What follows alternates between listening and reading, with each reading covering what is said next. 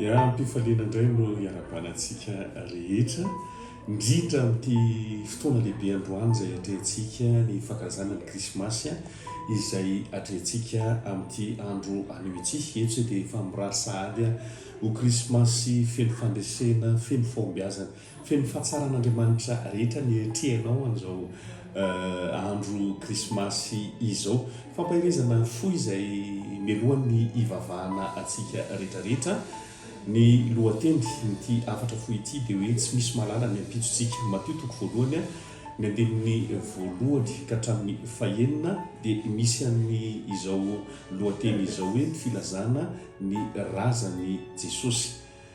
Tsy misy mahafantatsika ry havana malala ny amin'ny ampitso iza moa na fantatra fa tamin'ny alalan'ny taranaka Davida no nivoahan'i Jesosy Kristy. Tsy misy mahafantatra an'izany isika rehetra.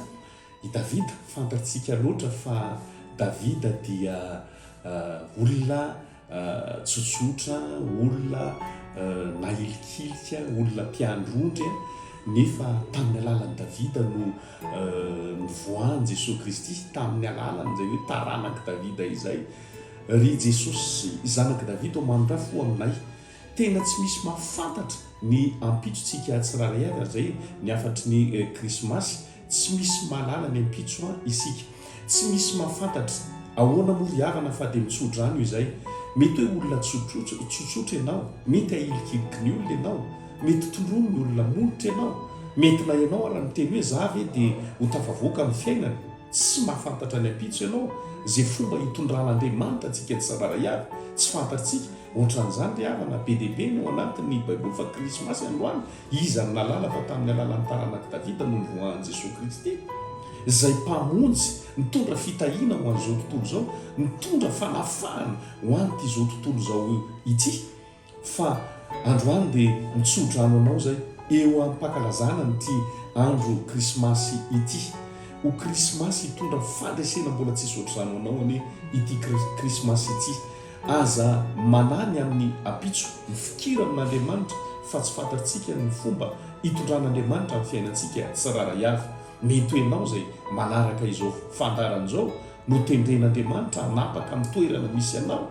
Mety ianao zay manaraka izao fandaran'izao no tendren'Andriamanitra ho any ampitan-dranomasina.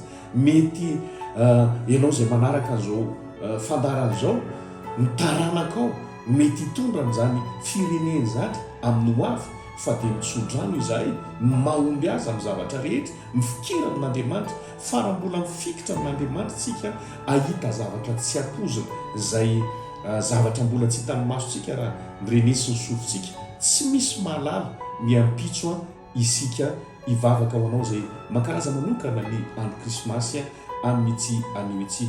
Raha io mankasitraka anao amin'ny anaran'i Jesosy Kristy zany amin'ity fotoana mahafinaritra androany ity amin'ny mampanomponao dia mitsodrano ny tsiraray avy. Tsy misy mahafantatra ny ampitso zay fa ny fiainanay dia eo am-pelantananao fa tonomboko ny ampitso izay rehetra manaraka izao fandaran'izao.